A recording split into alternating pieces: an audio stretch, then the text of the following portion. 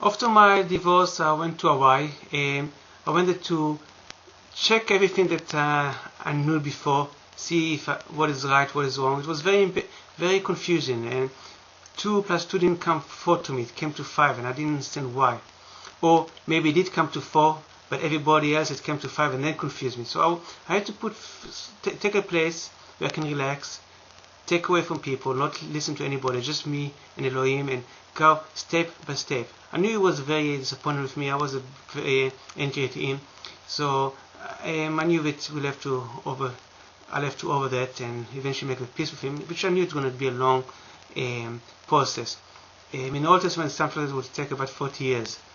So I hope it won't take with me, but I knew it would be a long process. But you know what? It was very relaxing indeed. And I started enjoying life again after a few years. I lived in Waikiki. I had a girlfriend for my first year, and enjoyed basically everything that Hawaii offered. And I had money from the real estate. Basically, I sold my real estate, so I had the money.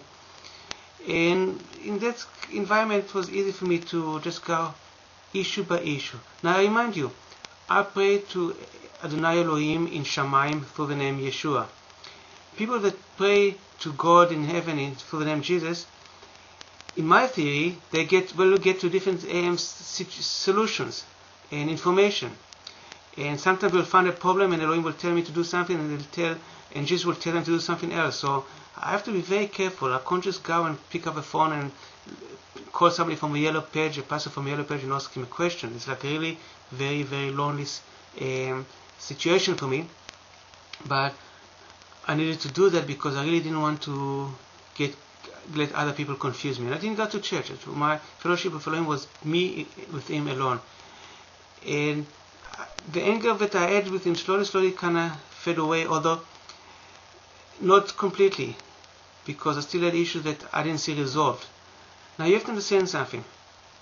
Christians, most Christians, at least the ones I met, they don't pray for results. They pray to get rid of guilt. Basically, that's what they do. They live the life the way they want, mostly selfishness, caring about themselves. They pray every so often, every 56 minutes they pray or something. It makes them feel good about themselves. And whatever happens, they say this is the result of a prayer.